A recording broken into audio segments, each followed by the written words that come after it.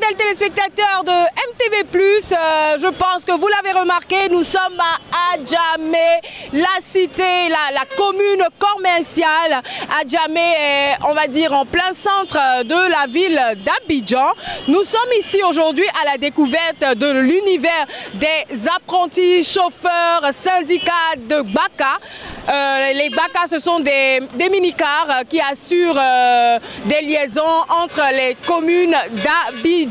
Alors, nous sommes là pour entrer dans cet univers, pour vous montrer un peu les difficultés, les avantages, les hauts et les bas. C'est tout de suite, c'est maintenant dans Découverte. On y va. Je suis à Adjamé, mais on ne peut pas venir à Adjamé sans, avant toute chose, aviser les chefs. Alors, je vais tout de suite aller vers les responsables de cette gare que vous voyez là en ce moment. Donc, je vais aller parler avec eux, histoire de savoir quelles sont les difficultés qu'ils rencontrent sur le terrain, un peu comment le travail se passe. Et puis, voilà, on est à Adjamé, c'est super, c'est top, on y va. Alors, je suis avec les responsables de la gare. Ici, c'est la gare d'où ça, Liberté. Voilà, donc je suis avec les responsables de la gare de Liberté. Nous avons ici monsieur...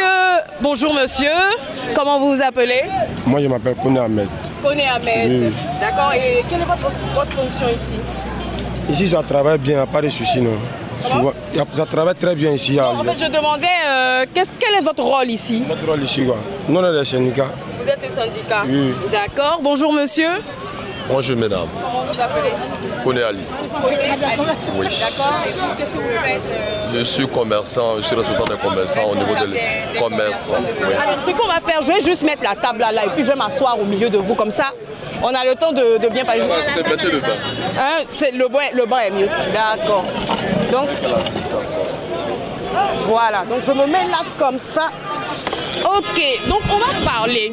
Il n'y a pas de souci. Voilà, donc vous êtes le responsable des commerçants et vous êtes on va dire le responsable des syndicats. C'est quoi être syndicat? Syndicat c'est un travail. C'est un travail, d'accord? Oui, c'est un travail. Il y a les différents syndicats chauffeurs comme syndicat patronat. Tu vois non? Bon, il y a les différents sites aussi. Le syndicat est, tu as bien organisé une gare, les véhicules viennent charger pour pouvoir bien charger. Pas garer au bord de la route quoi. Du gars bien pour charger, on donne ton chargement puis ils s'en vont. Donc en fait si je comprends bien, les syndicats sont là en fait pour mettre de l'ordre sur la gare. Voilà, pas de désordre, de l'ordre non. Oui, oui. De l'ordre, les gars bien gars pour charger, pour sortir. D'accord. Ok, mais en fait ce qu'on a remarqué c'est que au jour d'aujourd'hui on voit aussi à la télé, les syndicats ont souvent des palabres avec les chauffeurs, tout ça. Souvent il y a des indisciplinés, donc souvent vous êtes obligé d'agir, c'est ça? Oui, oui, mais dans chaque travail, il y a ça dedans aussi. Souvent, elle est mal attendue dedans, quoi. Mais de la manière, les gens dénigrent les syndicats font pas là. C'est pas le cas, quoi. D'accord. Oui, oui, mais souvent, toi-même, être ta femme, souvent, ça va pas. Ouais, ça commence aussi dans le travail. Sinon, pas de soucis. D'accord. Ok, donc je vais venir avec vous, monsieur Kone, vous êtes responsable des commerçants. Donc c'est clair qu'on ne peut pas avoir une gare sans commerçants. Donc votre rôle, en quoi consiste le fait d'être le président des commerçants? Comme vous l'avez bien souligné, on ne peut pas faire une gare sans des commerçants. On est tous partis ensemble, que du commerce, du transport, que du transport, du commerce. Bon, moi, je suis responsable des commerçants. Au cas s'il y a un problème, si la police saisit les bagages, ou soit s'il y a des autres, on met de l'autre. Maintenant, pour les sensibiliser, pour les encadrer, voilà, pour éviter les embouteillages. Ainsi, c'est un peu dans ce cadre, quoi. D'accord. Je vois que vous êtes à peu près dans le même bureau avec les gens du syndicat. Est-ce que tout va bien entre vous? Tout marche très bien. On fait une coalition très bien. D'accord. Et puis vous avez parlé de policiers. Les policiers aussi vous fatiguent? Bon, ça c'était dans le début, mais aujourd'hui ça va. Voilà. Vous avez trouvé un accord? On a trouvé un accord, ça va. D'accord. Maintenant, monsieur Kone, moi je reviens encore vers vous par rapport aux chauffeurs et aux syndicats. Je veux revenir aussi sur le problème des policiers. Souvent il y a beaucoup de bavures et tout. Est-ce que souvent c'est pas de votre faute? Non, souvent c'est pas de notre faute, non. C'est les clients même qui font ça. Oui. Souvent les clients peuvent se retrouver dans un coin chaque arrêt pour emprunter. Ok, les policiers ne veulent pas que les véhicules garent là-bas. Mais si les gens sont se rassembler là-bas, non, c'est pas notre choix. Donc c'est pour trouver un attente derrière les autorités maintenant pour faire garer les véhicules. Sinon c'est tout. Et puis on sait aussi qu'on ne va pas se cacher, les Gbaka là. Vous-même vous voyez, tout le monde se plaint que vous roulez mal. vous ne respectez rien et tout, c'est dû à quoi? Parce que vous êtes syndicat, vous devez gérer ça. Mais tu vois, souvent il y a les embouteillages. Tout le monde, quand on dit embouteillage quelque part, on dit c'est les Gbaka. Oui, mais ça, c'est pas de nous, notre côté. Ça, c'est le côté des chauffeurs, tu vois, non? Les chauffeurs, souvent, là, les syndicats ne peuvent pas s'asseoir dans un véhicule pour dire non, il faut bien rouler ou il ne faut pas bien rouler. Ça dépend de lui-même. Tu vois, si l'État même pour voir ça, sinon, ça, c'est pas la faute des syndicats. Ça dépend des chauffeurs même. Le chauffeur, souvent, il roule selon lui-même, il veut. Le syndicat ne peut pas s'asseoir pour lui, il faut bien rouler, il ne faut pas bien rouler. Maintenant, s'il a la gare et puis il roule mal là, le syndicat peut dire ah, il faut bien rouler parce que c'est les gens qui transportent. Non, c'est simplement ça. Alors, monsieur Koné, le travail, il est comment sur la gare? Difficile, passionnant? Bon, c'est dans le domaine du commerce, hein, étant donné que souvent ça marche, souvent ça ne marche pas, mais on fait avec. C'est pas facile du tout. Mais est-ce que vous voulez que, par exemple, l'État améliore quelque chose dans votre condition de vie?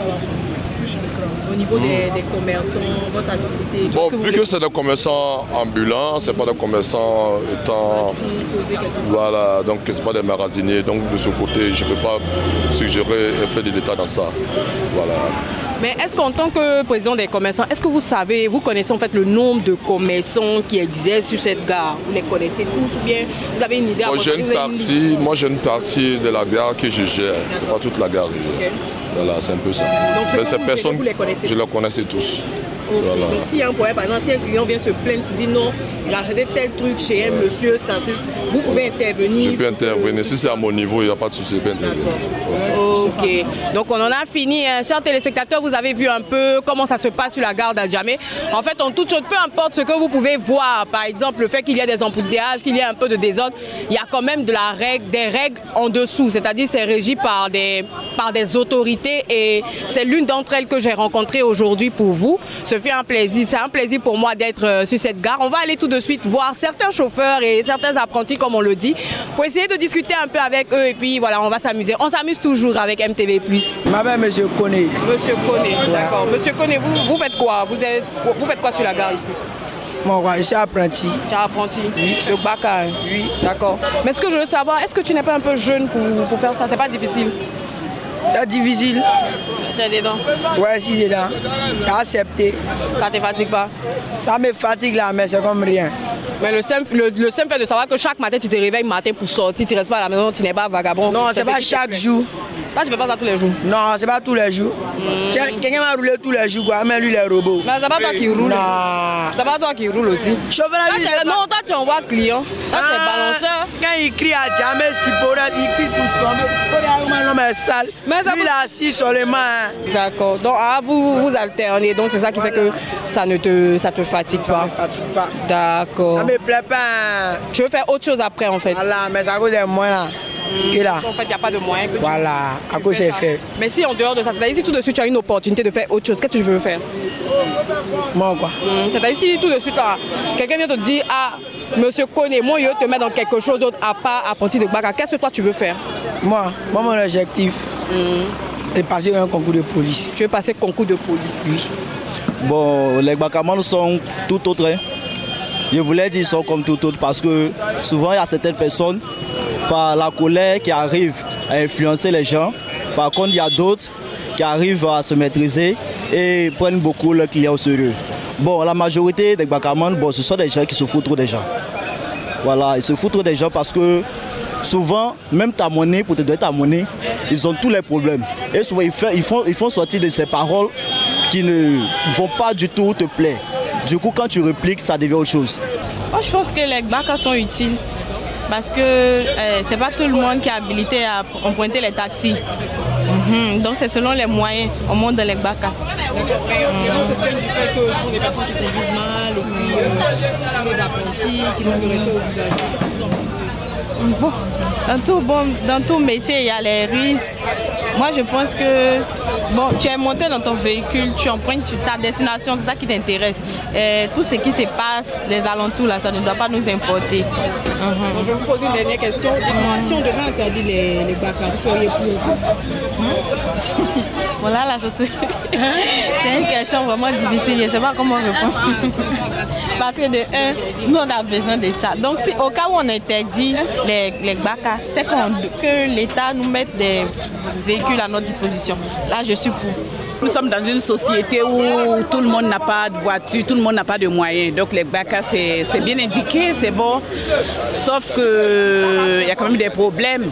Voilà, il y a des problèmes avec les chauffeurs. C'est des chauffeurs qui n'ont pas d'expérience. Donc ça cause énormément de problèmes. Moi, par exemple, quand je prends un BACA où le chauffeur, bon, il conduit très mal, je descends parce que j'ai peur.